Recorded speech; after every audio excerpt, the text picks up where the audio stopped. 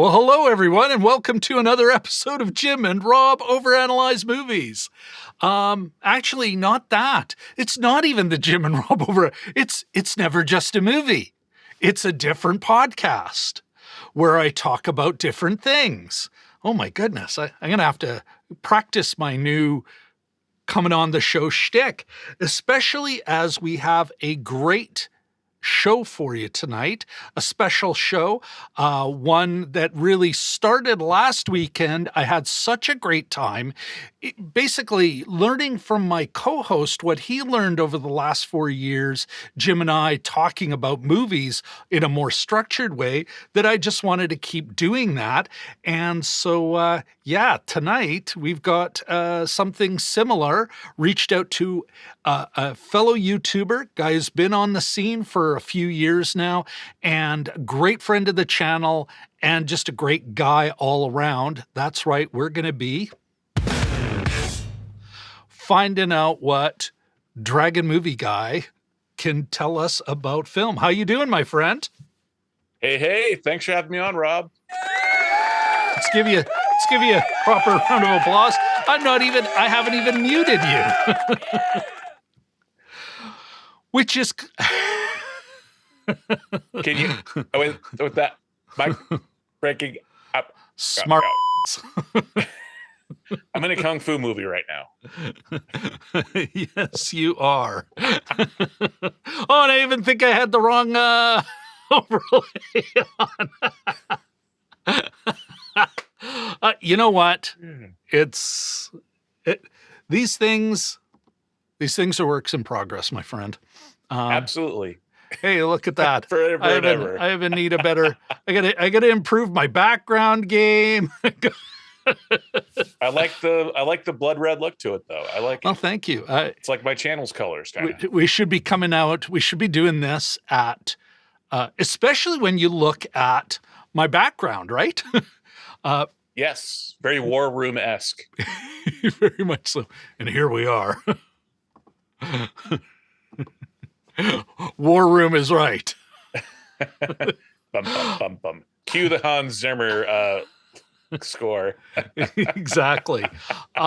Brian, thank you so much. First of all, thank you very much for joining the channel. You've always been a great friend of the channel. It's interesting, though, every time we've done a show together, I would say 90% of the time we do not agree.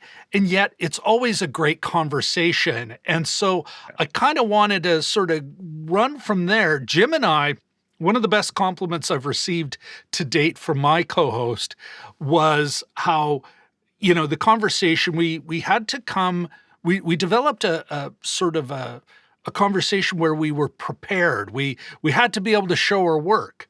But over time, you kind of get used to, I'm kind of used to Jim. I'm kind of used to how he thinks about things.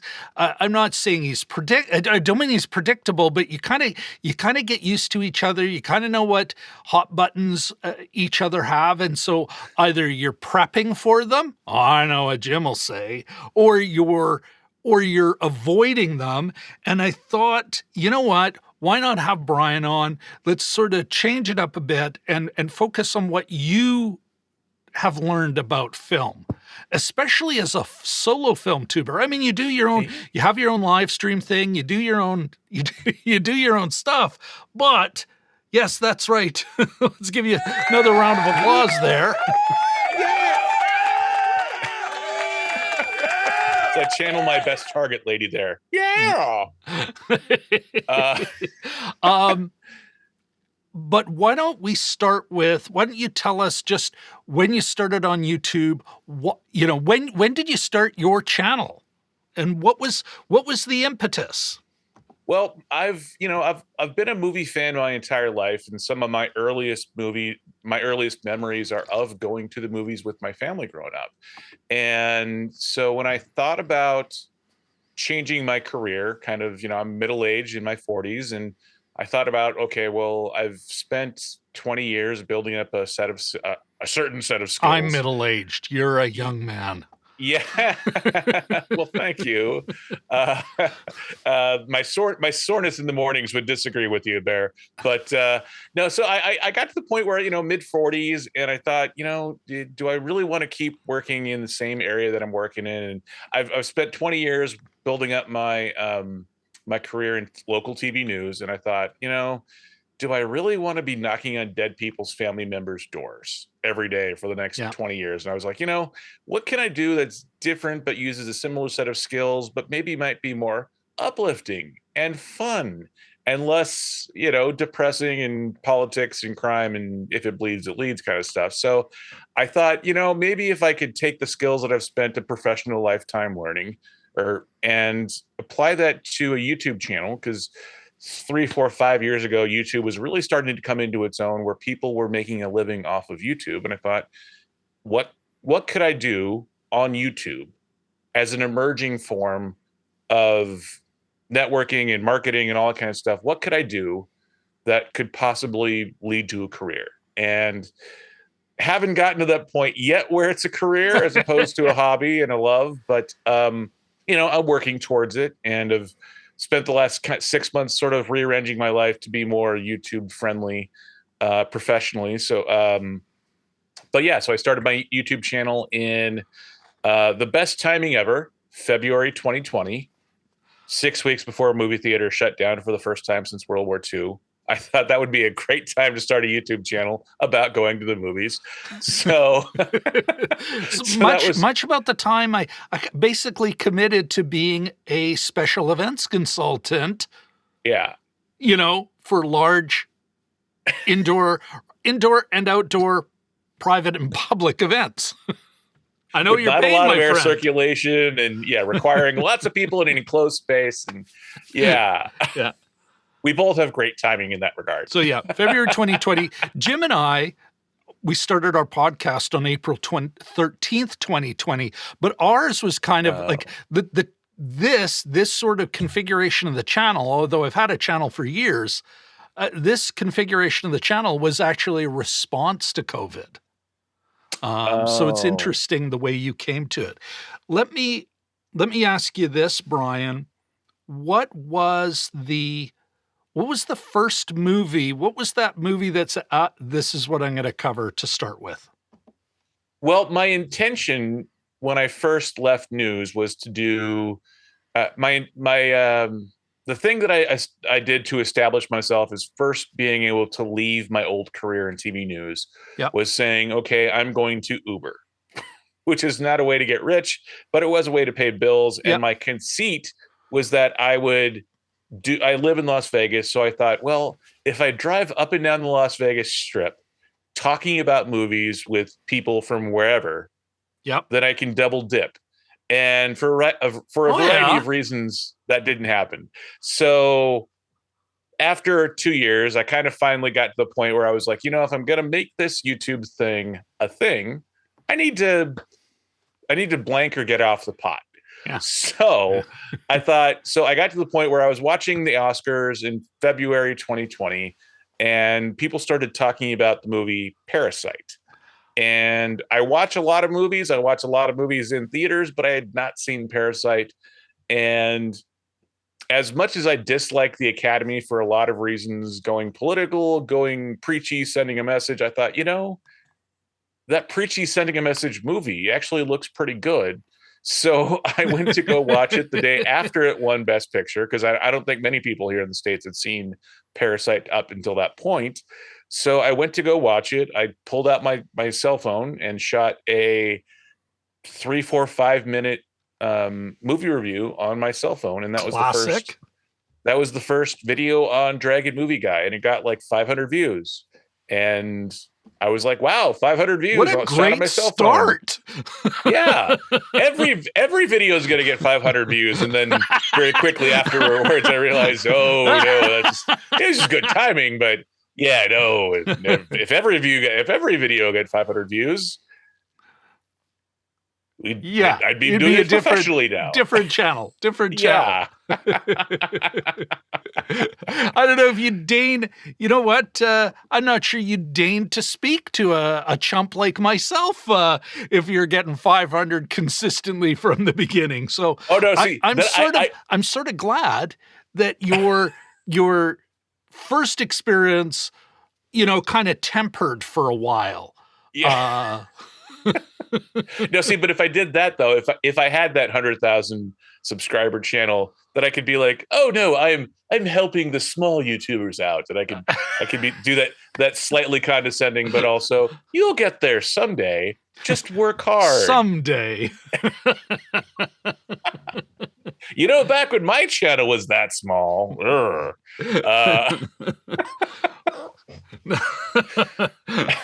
Here, let me yeah.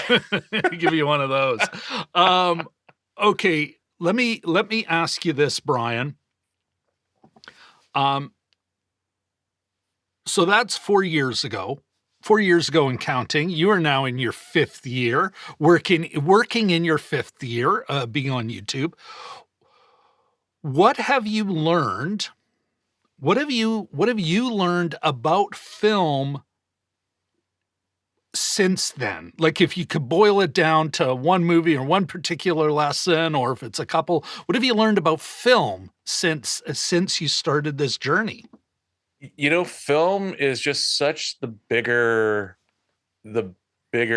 playground than I thought it was. And it's just one of those things where when we're in this movie YouTube space, we can, I think most of us that are in the movie YouTube space are ones that, much like our common associate, Sean Chandler, said, when you love films and you're constantly talking about films, most of your friends and family are like, yeah, we get it. Go talk online about it. And so for those of us that start channels, I think, we're used to being the big fish in a small pond in terms of interest in movies. So when you start a YouTube channel, you have to be able to expand your area of expertise, your area of interest, and up your game when you're talking about movies in terms of structure of movies, technical aspects of movies, structural things with movies. You have to be able to go with the flow and kind of go with all of the different verbiage and lexicon that goes with the movie community. And that's a great point. Up your game. And I'm still working on that, but I think to a certain degree with as YouTube, are we all. Yeah. Well, I think though, but like your friend that has, I think 140,000 subscribers on his channel now. Was it Cody Leach? I went after I found out about his channel, and because you're friends with him, I started watching his videos, and I started watching his videos over time. And he's always been good on camera, and he's always had a certain point of view. But as he started getting more and more subscribers, the subscriber amount was reflecting his ability to analyze movies. And as he was getting better at it, his audience was finding him. And so that's something that I'm still working on, I think, in terms of I thought when I started my channel that, well, amongst my friends, and because I've spent 20 years learning how to shoot and edit video, YouTube, that's going to be easy. When really I needed to find out more about film analysis. And I still need to find out more about film analysis. And I needed to find out more about YouTube itself, because it's not just video production. It's all kinds of things that are involved with YouTube that I kind of naively went in thinking, well, how hard could it be? People are going on with their cell phones. I am a professional okay. videographer and video journalist. Yeah, I mean, I've been paid for 20 plus years to do this kind of thing. How hard could it be? I'm a professional. Well, that I found out the hard way. Yeah, I'm picking up what you're putting down, DMG. Totally, I totally get that. The other thing that I underestimated was the supply and demand factor of there's just, there's lots of people that love movies. There's only so many people that want to watch videos about people talking about movies. So the supply and demand part of it too, I think I grossly underestimated. Yeah.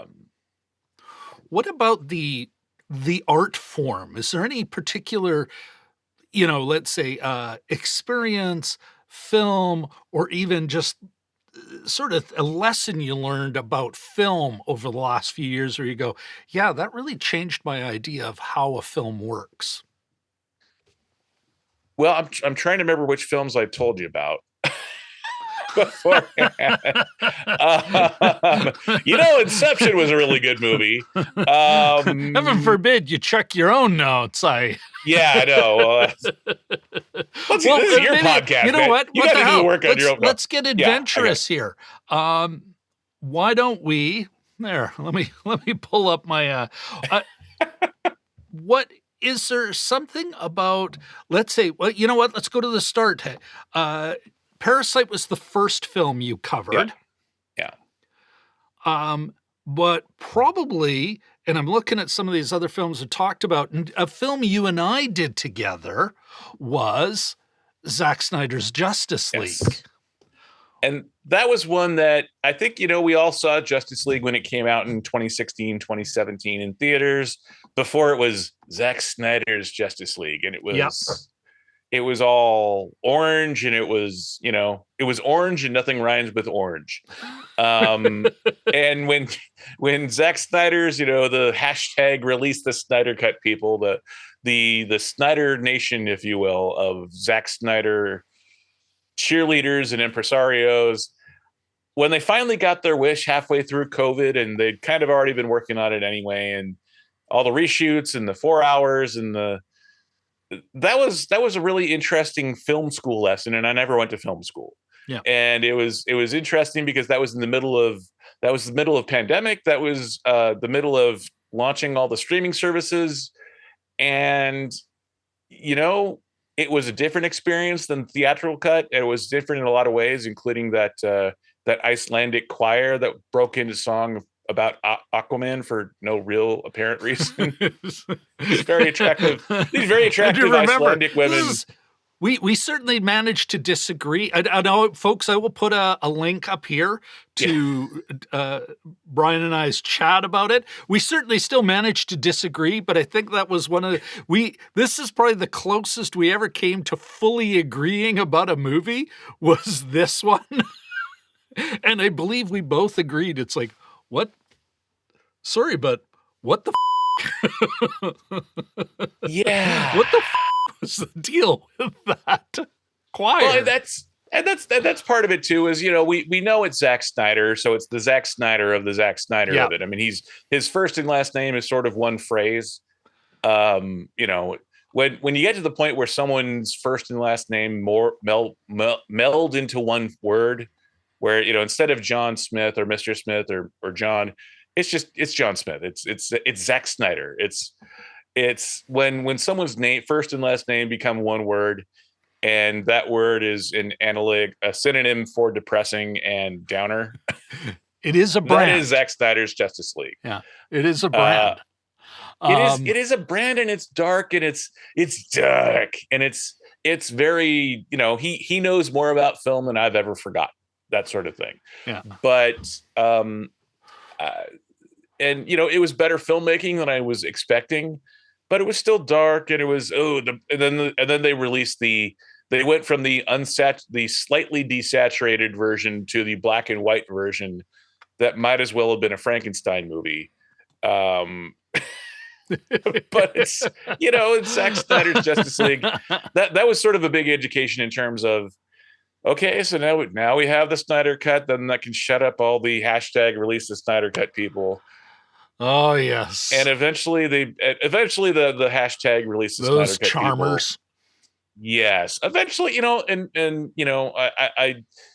I think that whole experience was one where I learned to respect different opinions, or I try to learn to respect different opinions and points of view, as opposed to getting into arguments with someone over whether a movie's good or bad, or why it's good or bad.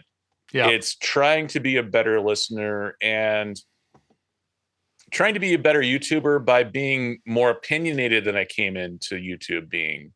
I think when I came into Well, when I that's started my YouTube interesting. channel, But I think I get what you're saying there. Continue. yeah, Sorry. because coming from the world of journalism, Yeah. you really don't want to have an opinion on things. You want to observe and report and use journalistic integrity. Neutrally. Yeah, describe what's going on, be as neutral as possible, and take your personality, take your humanity, not your humanity, but you take your individual beliefs and agendas and everything out of it as much as possible. And that's one of the things, that was the approach that I took to YouTube initially.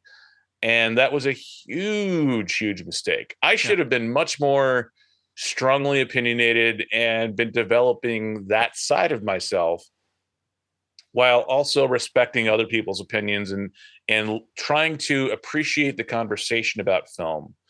And doing so while developing those conversational skills and still being highly opinionated. I couldn't disagree with you more, but I like where you're coming from in your thought process kind of stuff. One of the things Jim and I just learned quickly early on, or I shouldn't even say quickly, it took us a while, but I remember one of the many things I think we were both bad at the beginning of our journey was, we would qualify our opinion. Even if we had even if we felt strongly about something, and I think this is what you're getting at, we have these strong feelings, but we would qualify them, and blah, blah, blah. And it's like, I'm picking up what you're putting down. You got to reach a point where it's at. People aren't coming looking for milk toast. They want to find out about you, and they want to find out about your taste. And are you committed to your opinion? And of course, can you back it up in that? Yeah. So you does had that to capture what you were saying there, Brian? A little bit, but I think coming from different spots, I think you had to learn how to sublimate your Canadianness, and I had to learn how to shut down my journalism and my journalistic thinking processes. So, the funny thing is that I think qualifying our points of view is a good thing because it shows non-extreme points of view. Yeah, but I think as people, though, as film critics, I think being able to cut right to the point that we're trying to make and being able to say that right away, whatever that point is, spit it out. It doesn't have to be sensationalistic. It doesn't have to be a Howard Stern buzzword type conversation. But if you develop those skills of explaining, Grace use Randolph. your words. How do you feel? Use your word, like all that kind of stuff. Like figuring out how to use our words to describe that film in a way that's distilled down to its essence of what it is, to where people listening in don't have to work to truly understand, okay, well, I kind of get what he's saying, but like, I just don't get to that point where someone who's casually listening in, who may or may not have seen the film, can listen to it and listen to what we're saying and say, oh, okay, I haven't seen it yet, but I totally get what he's saying right there about films that I think are like that. And now when I go watch it, then I have an idea of what he's talking about. Brian, I don't know if Rob.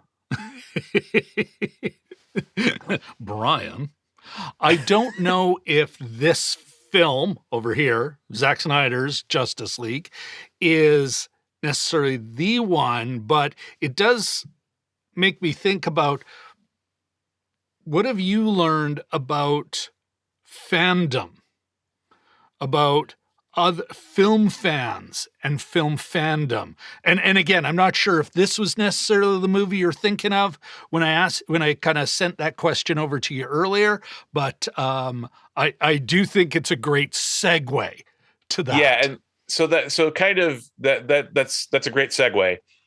Yes, in some regards, because the release the Snyder Cut crowd, I think, to me is the toxic part of fandom. And what? They're in my opinion, got to qualify it there.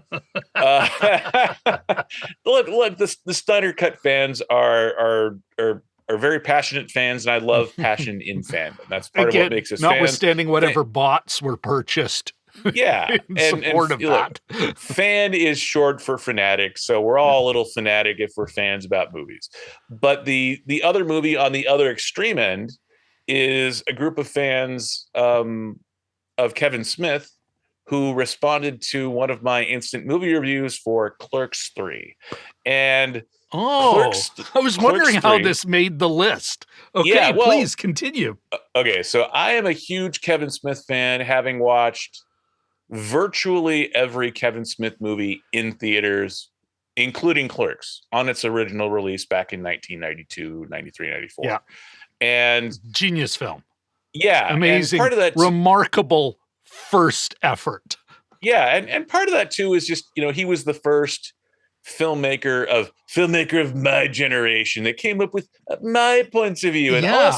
he also liked Star Wars and Chewbacca, and he also had worked minimum wage jobs as a clerk, or like I worked at a movie theater in high school, and I was a lifeguard and that sort of thing. So watching Clerks was one of those, like, middle fingers at management kind of thing, getting, learning about new filmmakers, learning about indie films, and sort of falling in love with not so much cinema, because I think Kevin Smith films they're intelligent, they're well thought out, but they're not like art. They're not fine art where people are crying for no reason and there's a shot of a butterfly intermixed with a volcano going off for but it's art. I'm an artiste with an E at the end. I'm an Do you artiste. remember the floating bag in American Beauty? Yes. Yeah. But I think part of that too is so Kevin Smith fans love Kevin Smith, but they also love pop culture, and they love films, and they love indie movies. And so when I went to go watch, and Clerks 3 came out post-pandemic, but still kind of coming out of that. So one of the first movies that I saw after theaters reopened in like a sold out, like elbow to elbow situation was Clerks 3. And really, I saw it in the suburbs. I didn't have to go to an art house to see it. But it was one of those things where there was only one showing a day of Clerks 3 when it came out. So it was sort of a roadhouse style, roadshow style promotion for it. And even though I was in the suburbs, and usually art houses are kind of towards the center of whatever metropolitan area you're in, I was distinctly in the suburbs. I was the at way those things go. Yeah. And so I was at my normal neighborhood movie theater that I normally go to when I was living up in that area of town. And I was elbow to elbow with people that were Kevin Smith fans from the way back. And so what was funny was that Clerks 3 is a really good film. So if you like Kevin Smith and you like Kevin Smith movies, go watch Clerks 3. But it is definitely a film. You heard it here, folks. Yes, 3 years later. But what was interesting is that film is very, very heavy on fan service. And I think fan service has kind of, it's become a buzzword for lazy filmmaking, or kind of bending over backwards by filmmakers to go, we know you love movies. We love that you love our movies. Rarely is it said positively. You're absolutely right. And how do you define fan service, though? Like when you think of this movie, how does fan service?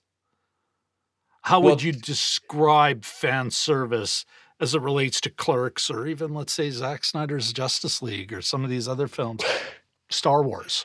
I'm trying to stay positive here. So Clerks, when it comes to fan service, Clerks 3 from beginning to end has so many callbacks that even sitting in a room at a theater full of 200 Kevin Smith fans that have seen every movie he's done, they own every movie on Blu-ray, on DVD, on VHS, even like those of us that were sitting elbow to elbow, like I would say a quarter of the theater would react to any one moment of fan service and be like, do you remember that? Do you remember that? And like, so there was this peas and carrots art gallery, kind of thing, where the gallery would sit there and go like, okay, what was that from? Oh, I think that was from Clerks 2. Oh, but what part was it? Oh, that was the part where that wasn't the musical sequence, but that was the part where. So even to Clerks hardcore Kevin Smith fans, there was so much fan service to so his many fans. little Easter eggs and callbacks. Yeah, but they were such deep cuts that even in amongst Kevin Smith fans, a theater full of Kevin Smith fans, I would say only 25% got the vast majority of Easter eggs. Like most of us that were hardcore Kevin Smith fans know that he's doing a callback, and we've seen every film and we love every film, but we don't have a total recall memory for every single line in every single film. So the fact that he had so many callbacks, we know that he's doing a callback. We know that he set up a callback, and are all like, God, I need to rewatch every single Kevin Smith movie as soon as I get home. I didn't know I had to study for this movie. Yeah. Well, let me ask you though, it's interesting. Something you bring up, it makes me think of this. Let me bounce this off you, Brian. Yes, I am more, when I hear fan service, I do. I think of a lot of the recent Star Wars efforts. Yeah.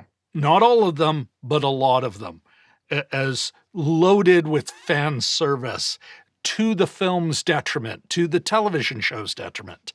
But even as you're describing Clerks 3, which I haven't seen yet, I'm thinking of Kevin Smith right back to Clerks. In a way, fan service is, or fandom, being a fan, having that opinion, like the internet movie guy before there were internet movie guys, coming in the mid-90s. Yes, there was the internet, but so not the same thing.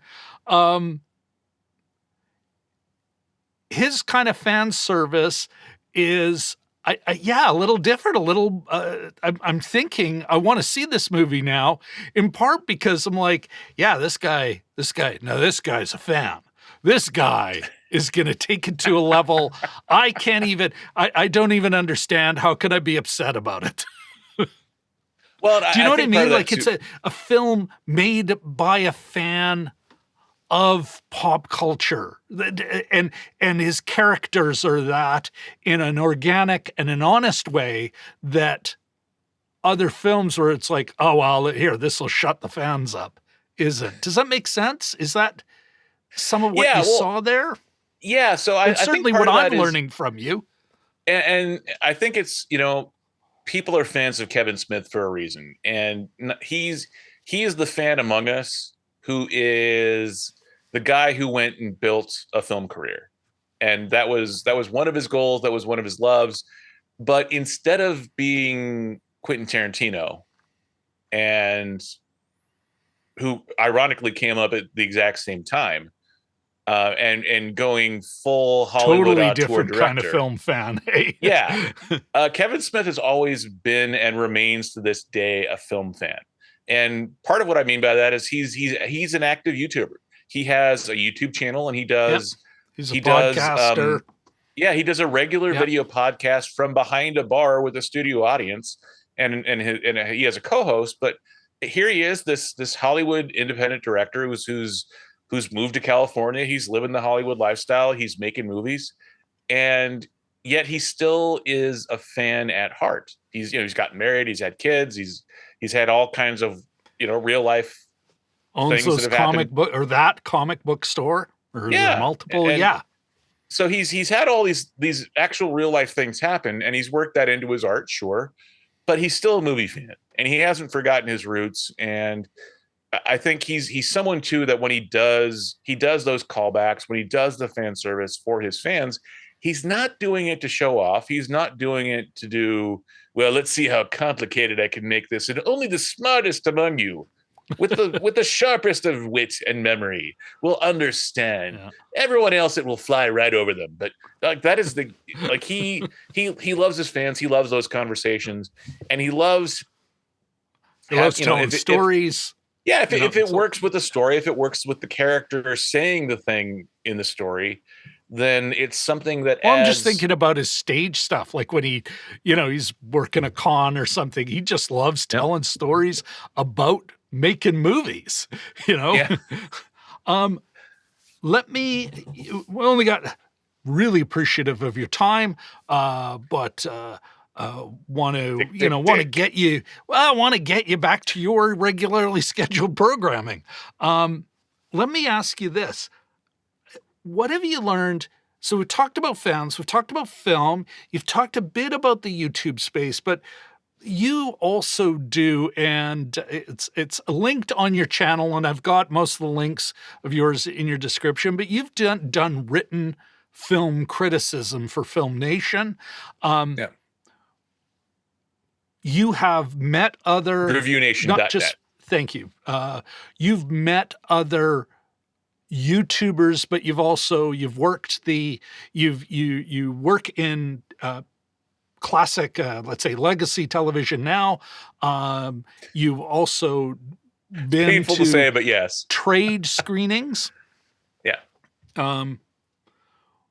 What have you learned over the last few years as a critic about film critics and film criticism? I And think is it's there one a of those. film that kind of sort of brings that to the fore? I'm trying to remember what films I told you about. Well, In this case, there's only a couple left. There's only a couple left, and my memory is starting to fail me a little bit. Or is it that perfectly fine film? I'm sure you'll remember which one I'm referring to. That perfectly fine film of Free Guy. I love Free Guy. It is Taco Bell cinema at its finest. It is, as you said, it's very fine. It's not the kind of movie that I think most people will refer to 10 years from now as like, oh my God, it was at the height of Ryan Reynolds. Everything. It's better than Deadpool. It's better than anything he's ever done. I love Free Guy. One of the theories I've developed over the last few years, Brian, is I really do. Yes, films can be distributed on a curve, but I think it's actually there's two very long tails on either side of average, and then most films are in the average. And at the heart of it, it's grading on a curve. On the positive side, but at the heart of that average there's a picture of Free Guy. Sorry, I interrupted. I'm sharing what I've learned when it's all about you, my friend. Yeah. Tell us about Free Guy and what you learned about film criticism in that film. It's funny because going to these screenings, and it's, I live in Las Vegas, Sin City, and Las Vegas is a medium-sized market. It's not LA or New York. It's not small town America. So we are big enough to get screenings.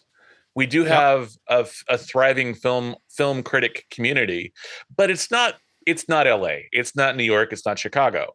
So film critics in the critic community here, there's 2 or 3 or 4 that are professional film critics that do it for a living.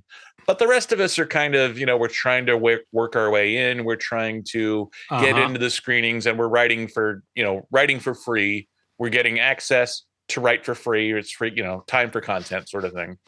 And for exposure. Yes. Well, yes. But we're all, also learning meeting other members of the community, learning what it's like to be a critic, honing your craft. Yes. Honing the craft and sort of doing not an internship, but an externship sort of thing. So, Free Guy, amongst many other films that I've gone to those screenings for, it's very fascinating to hear the discussions. Ironically, not so much after the film happens, but before the film happens, because after the film happens, there's a little bit of reflection that happens right away. But I think everyone's kind of, after the film, people are kind of, they're trying to get to their car so they can go home, and they're either filming on their phone or they're getting their thoughts in order for their review. Yeah. Going into the review, that's the best, or going into the screening is the best time to network with other people, to say, hey, yeah, okay, you're that guy whose voice I heard last time. That whole thing. Trying to network and meet other people and figure out what other people are thinking, how they're saying about what they're saying about it, what they've been watching. Is there something that has fallen through the cracks that I've missed that I wasn't aware was coming out? all of those things were kind of come together with Free Guy, where I think most of the people that are film critics, at least on that local level here in Las Vegas, Yeah. are Ryan Reynolds fans, and we're expecting a lot coming out of Free Guy, but we're also, I think Free Guy, the theatrical experience for Free Guy, at least with the critic community, was very much preaching to the choir. Yeah. So I think, it's not a perfect movie by any stretch, but is it fun? Is it funny? Is it self-aware and knowing that, kind of like Deadpool, but not as dark and not as dirty? It's sort of like the PG-13 version of a Deadpool sensibility to it. Is it fun? And to me, that's what the ultimate compliment to Free Guy is, that look, it's not a perfect film, but it is fun. It's not trying to be something that it's not. Yeah, sure, of course, it's doing subject matter that probably would have been best 5 or 6 years ago in terms of MMO RPG kind of stuff, but is it fun? Absolutely. And I don't recommend, I don't regret giving it a positive review. Yeah. Because I think people that love Ryan Reynolds will love that film. And I think it's, you see it a lot on TV now, playing on TNT and that sort of thing. So I think it's settled into the pop culture zeitgeist. I know, right? Like, Brian,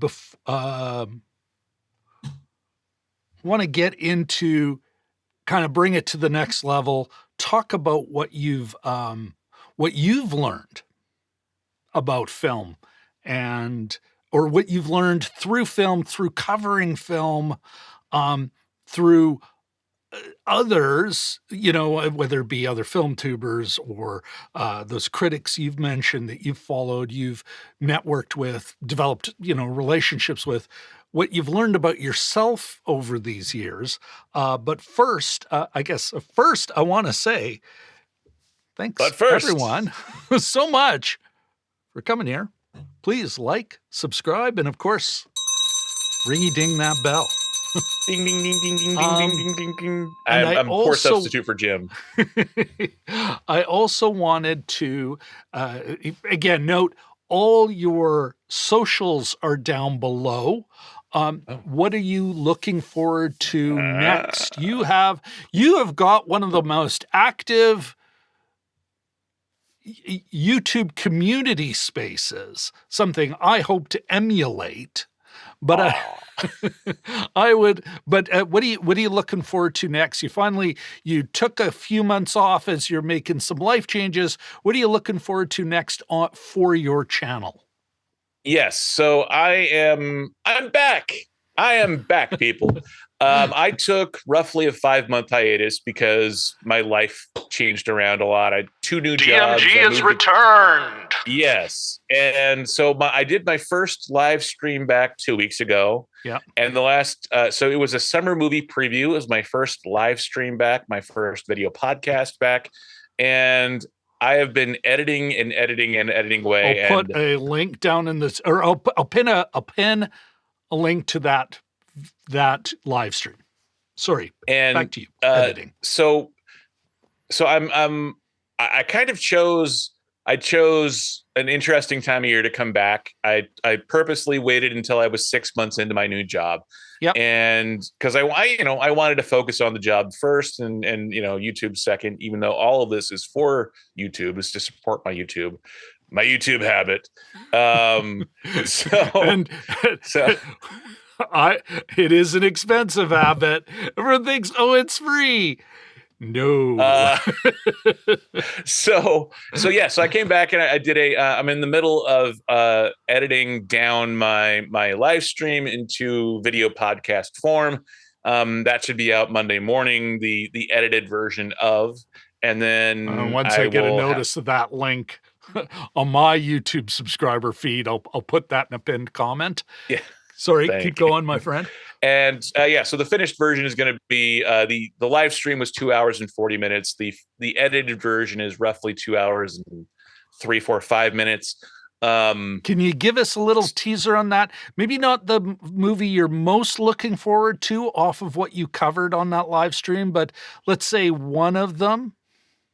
Yes. So one of them we talked about was Deadpool and Wolverine. And that was we were doing top 11 lists. So the 11 movies that we're most excited to watch this summer. My guest was Patrick from Have Cheetah Will View. And we both had Deadpool 3, Deadpool and Wolverine on our lists. And he had it as number 11. And I had it as number 2. So we talked about it at the same time. And it was sort of interesting because much like we've been talking about respecting other people's points of view, I discovered during the live stream that Patrick's points of view on movies are very different than my own in a lot of ways. And I respect his opinions as a fellow YouTuber, and I like him, so he's very likable. But it was interesting because he was talking about how Ryan Reynolds needs someone as a director, to rein him in a little bit, which I think is always kind of sort of a good thing, especially with people like Nicolas Cage. You got to have a strong director to be able to contain strong personalities.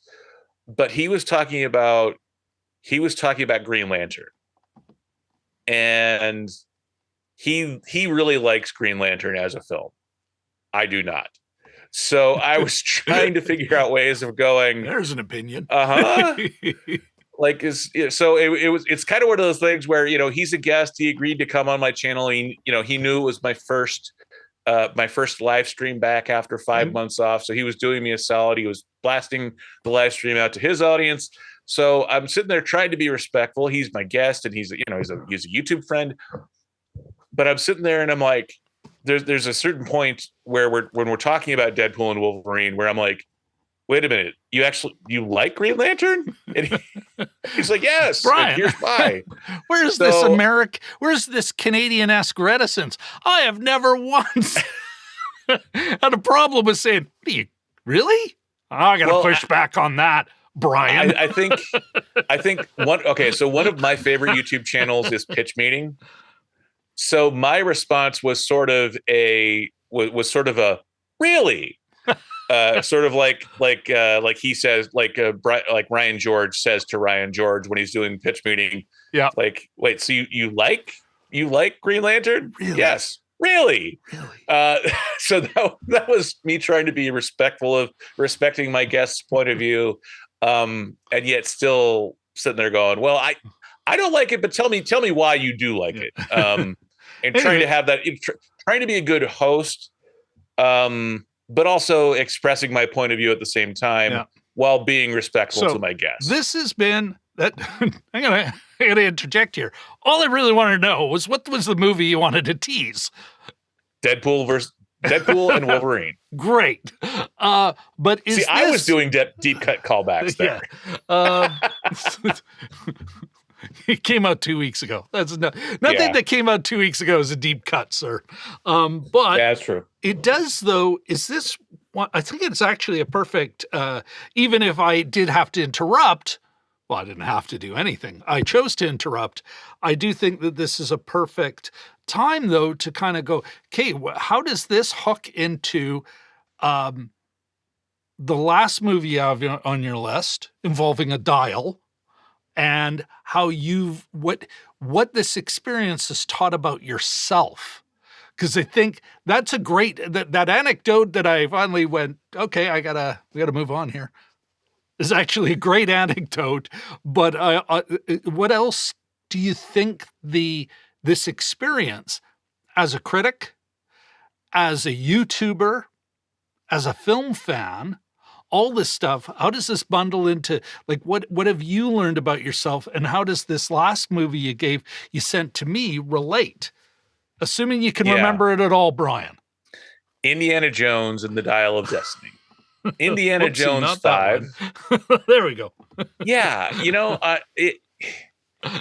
if a tree falls in the forest, if a movie comes out and no one goes to see it, did it really actually get a release date? I mean, Look, I did a summer movie preview last summer, and Cody of the Brock Up site Yep. was kind enough to come on my channel, and we talked Another about great, all of the movies we were another great excited friend of the for. channel. Yep. Yeah, great friend of the channel, great content. He love his merch, history of merch videos.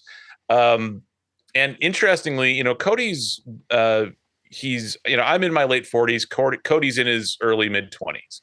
And it's sort of interesting because Indiana Jones and the Dial of Destiny was his, I think, number 2 or number 1 movie for the entire summer for 2023. And that surprised me a little bit, just given his age, because I was of the age that I don't think I watched Raiders of the Lost Ark in theaters, but I did definitely watch Indiana Jones and the Temple of Doom, and of course Last Crusade in theaters. So yeah. I'm a huge Indiana Jones fan going way back. But Indiana Jones and the Dial of Destiny did absolutely nothing for me when I saw the trailers for it, whether it was the de-aged Harrison Ford or just sort of like knowing the backstory of Harrison Ford breaking his hip or his leg and going, oh, our heroes are getting old.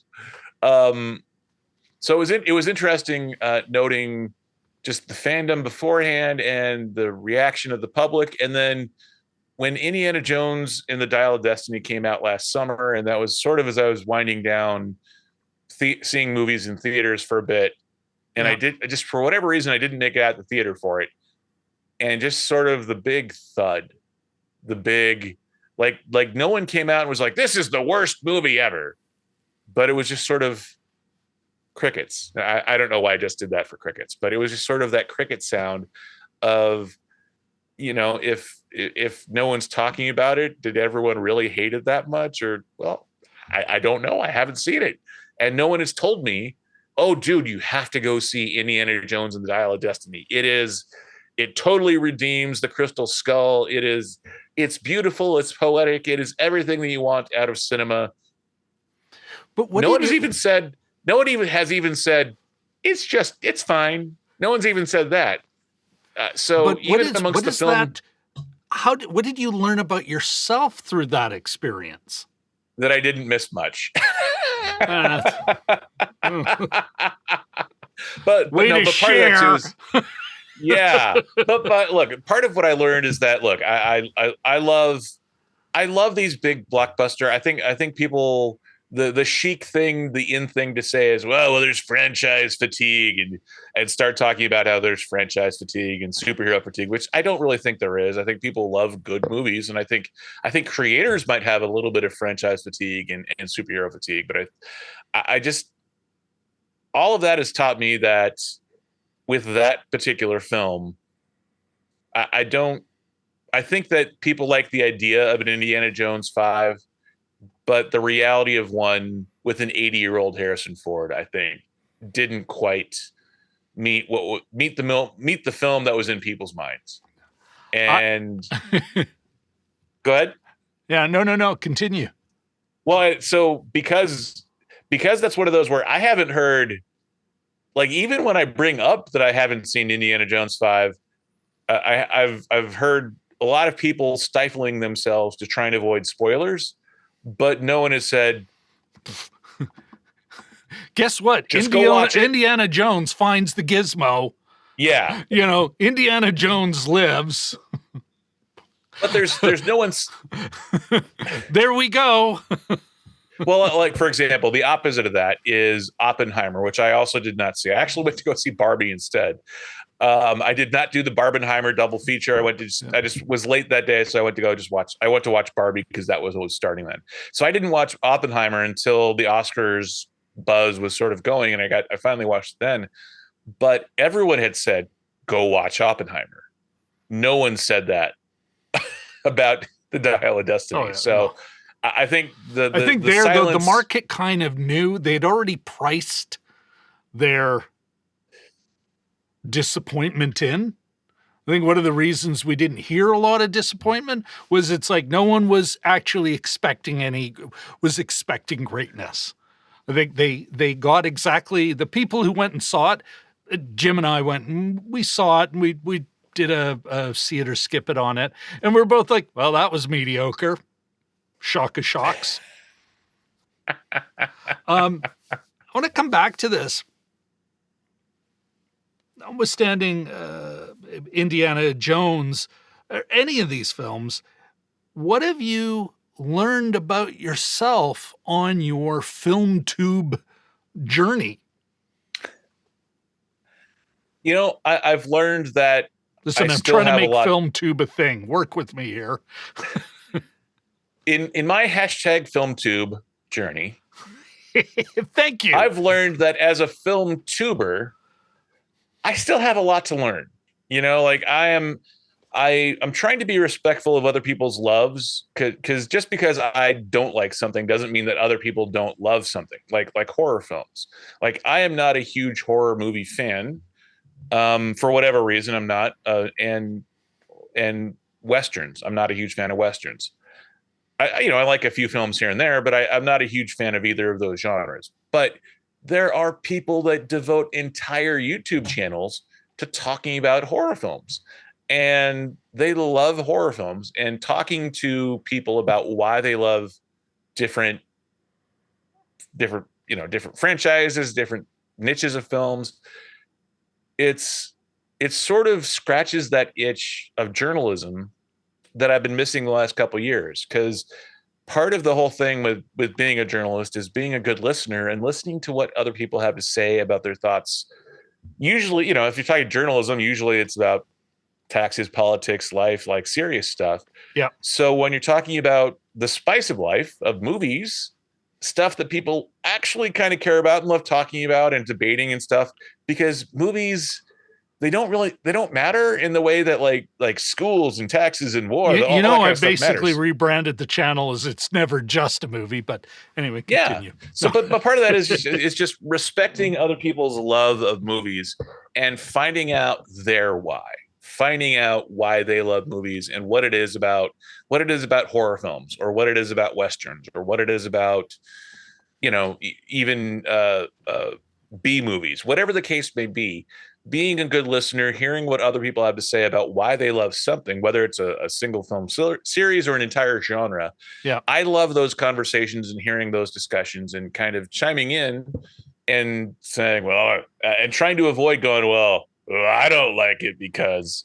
So trying to be more positive while not being afraid to criticize, but respecting other people's points of view and trying to find out their why. And kind of trying to bridge that gap between movie fan like I am and movie YouTuber, movie critic, but also respecting other people's points of view and finding out their why, because a good conversation, in my opinion, is back and forth and listening to other people and realizing that we have two ears and one mouth for a reason. So I love being able to have those discussions, and whether or not I agree with them, not being afraid to voice my opinion and tell why, but finding out why and what it is about the thing that they love and why they love it, and trying to listen and react and comment and respond. That leads me to my last question, which I really just coming up with it on the fly before we wrap up here. How has your... Like Gina Davis and Sure. Gina Davis, The Fly? Oh, just a sec here. I have a sound for that.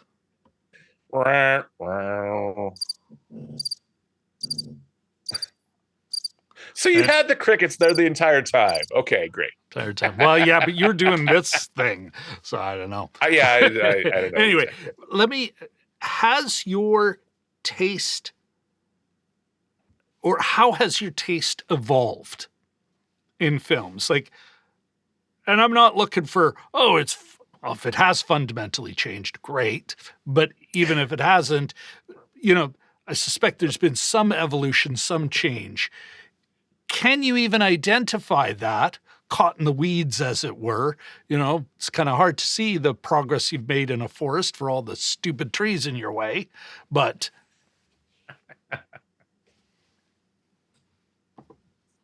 Yeah, so Wrong card. There we go. I think it's impossible to not... I think it's impossible to review 150 movies for reviewNation.net like I have and not have your opinions on movies change a little bit.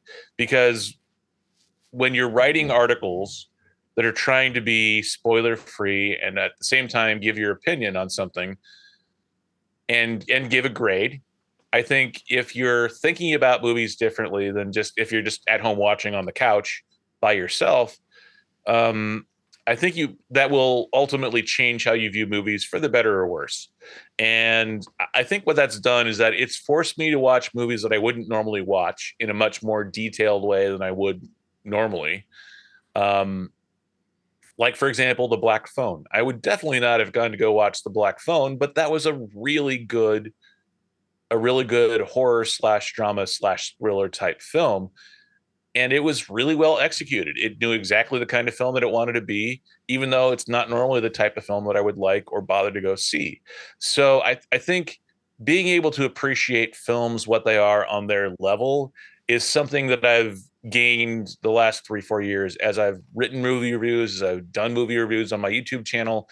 I think I've tried to become a more sophisticated viewer, sophisticated in some sort of, again, don't know why I'm doing this. Try to be a more well-rounded viewer in terms of types of movies and what I appreciate about films, and also trying to give the filmmakers credit for what they're trying to accomplish and what they're trying to say with the film that's coming out, not just like that movie sucked. Yeah. Like actually trying to have something constructive to say, and being able to give a quick 30-second elevator pitch on Zack Snyder's Justice League. But also being able to give the why, answer why. Yeah, I like how my my co-host on Jim and Rob Overanalyze Movies puts it. He would be the Jim, showing your work. Yeah, not just having the opinion, but the ability to show your work, your reasoning, how you got to that conclusion. Well, listen, Brian, thank you very much for hanging out.